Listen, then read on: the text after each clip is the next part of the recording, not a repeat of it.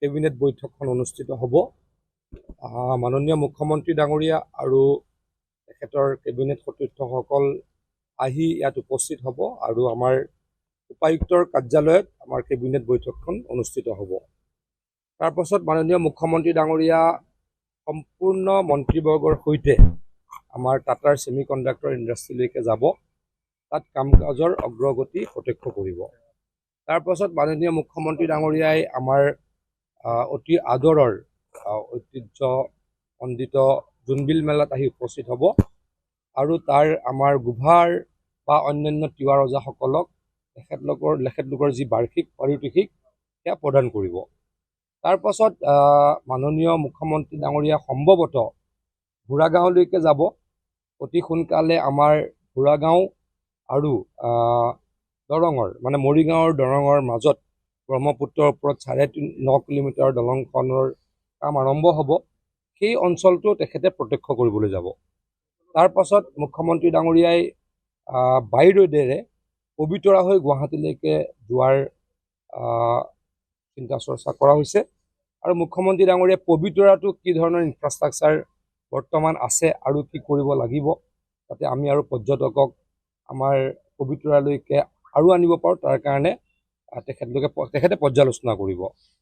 আৰু মাননীয় মুখ্যমন্ত্ৰী ডাঙৰীয়াই হয়তো যথেষ্টখিনি কাম সেইদিনাখনেই মৰিগাঁও জিলাবাসীৰ কাৰণে ঘোষণা কৰিব আৰু মৰিগাঁও টাউনখনৰ কাৰণে আমি কিবা কৰিব পাৰোঁ নেকি, বা মৰিগাঁৱৰ কিছু সমস্যাৰ কাৰণে আমি কিবা কৰিব পাৰোঁ নেকি, তাৰ বিষয়ে তেখেতে নিশ্চয়কৈ ৰাইজক উদ্দেশ্যি দুআষাৰ ক'ব। আপোনাৰ গৃহ জিলাত প্ৰথমবাৰৰ কাৰণে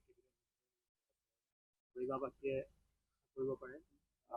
চাওক, ডেফিনেটলি মই এই মুহূৰ্তত ক'ব দিগদাৰ, কিন্তু মাননীয় মুখ্যমন্ত্ৰী ডাঙৰীয়াই য'তেই কেবিনেট বৈঠক পাতে তেখেতে তাৰ জিলাখনৰ কিছু নহয় কিছু উন্নতিৰ কাৰণে কথা কয়।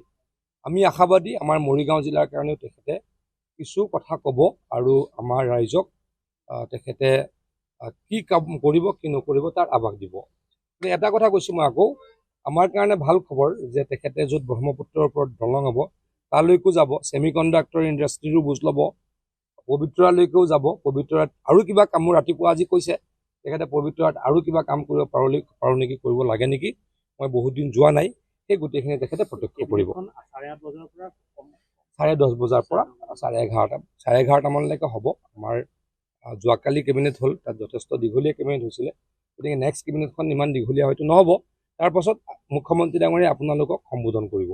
মুঠৰ ওপৰত দিনটো জোৰা কাৰ্যসূচীৰে মাননীয় মুখ্যমন্ত্ৰী ডাঙৰীয়া আৰু কেবিনেট সতীৰ্থসকল আহিব আৰু মৰিগাঁওবাসীয়ে যথেষ্ট নতুন কামৰ আভাস দেখা পাব। এইটো আমাৰ মৰিগাঁওবাসীৰ বাবে এটা অত্যন্ত গুৰুত্বপূৰ্ণ এটা খবৰ আৰু মাননীয় মুখ্যমন্ত্ৰী ডাঙৰীয়াই এই সিদ্ধান্ত লৈছে। আৰু অলপ দেৰি আগতে আমাৰ মাননীয় মন্ত্ৰী পীযুষ হাজৰিকা ছাৰে কৈছেই যে প্ৰথমতে তেওঁ ইয়াত আহিব, প্ৰায় এঘণ্টা সময় কেবিনেট মিটিং হ'ব, তাৰপিছত ছেমি কণ্ডাক্টৰ ইউনিটটো আছে তালৈ যাব, তাৰপিছত ঘোঁৰাগাঁৱত য'ত আমাৰ নতুনকৈ ব্ৰিজখন হ'ব প্ৰায় 9 কিলোমিটাৰ, সেই ব্ৰিজখন দৰঙৰ লগত আমাৰ সংযোগ হ'ব, সেই তালৈ যাব, তাৰপিছত পবিতৰালৈ যাব। আৰু এই গোটেইখিনি উন্নয়নমূলক কাৰ্যসূচী এইবাৰ আমাৰ দৃঢ় বিশ্বাস যে মুখ্যমন্ত্ৰী ছাৰে ঘোষণা কৰিব আৰু য'তেই তেওঁ কেবিনেট মিটিং যোনখন জিলাতে পাতিছে তাতে সেই জিলাখন অত্যন্ত লাভান্বিত হৈছে। আৰু আমিও আশাবাদী যে মৰিগাঁও জিলাখনৰ বাবে আমাৰ মাননীয় মুখ্যমন্ত্ৰী ডাঙৰীয়াই বহুতখিনি নতুন কাৰ্যসূচী আগবঢ়াব।